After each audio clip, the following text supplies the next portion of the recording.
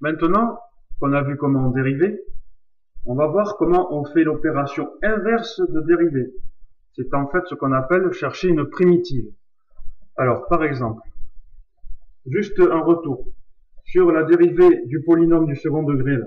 Tout à l'heure, j'ai oublié de simplifier. Ici, vous avez un 2 au numérateur, un 2 au dénominateur. Donc ici, ça se simplifie et il va rester donc bt plus c. Maintenant que cette simplification est faite, souvenez-vous, j'ai dérivé une constante par rapport au temps, j'ai dit que c'était égal à 0. D'accord? Donc, il y a des choses qu'il va falloir apprendre par cœur. C'est par exemple que quand je dérive une constante par rapport au temps, j'obtiens 0. Ça, vous le connaissez par cœur déjà. Chercher la primitive de 0, quand on a 0 et qu'on cherche sa primitive, c'est-à-dire qu'on veut chercher quelle fonction on a dû dériver par rapport au temps pour obtenir 0. C'est écrit ici. Pour obtenir 0, 0 c'est égal, j'ai dû dériver une constante par rapport au temps. Donc, la première primitive que vous devez connaître par cœur et qu'il va falloir utiliser, c'est que quand on intègre 0, ça veut dire qu'on cherche la primitive de 0 par rapport au temps. Donc on dit qu'on va chercher la primitive ou intégrer par rapport au temps. Donc on écrit 0 multiplié par dt. Et ce symbole un peu bizarre veut dire qu'on prend la primitive. C'est un S un peu écrasé. Ça veut dire qu'on cherche la primitive de 0. Eh bien, ça va donner, on a vu, pour obtenir 0, j'ai dû dériver quelle fonction? C'est la fonction a constante. Donc, la primitive de 0 par rapport au temps, c'est la fonction a constante.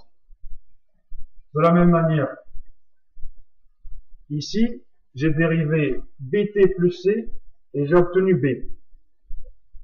Je peux chercher la primitive de b. Quelle fonction j'ai dû dériver pour obtenir b? Mais c'est écrit là. Pour obtenir b, b c'est égal à quoi? À la dérivée par rapport au temps de bt plus c. Donc, je peux écrire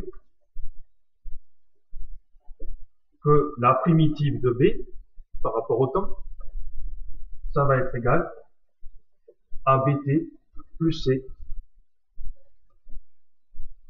Dernière primitive,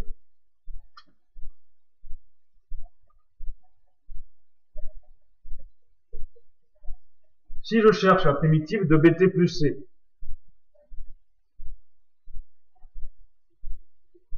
donc là on met bien une parenthèse pour dire que on cherche la primitive de bt plus c, d'accord? Donc il faut mettre, c'est comme s'il y avait un multiplié ici, un signe fois, donc il faut bien mettre la parenthèse bien fermée. Je cherche la primitive de bt plus c.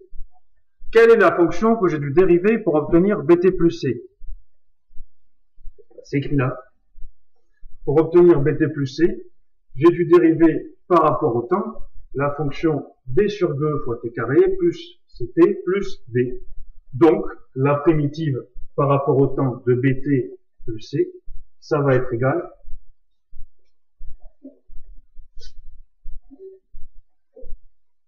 à b sur 2 t carré plus ct plus d.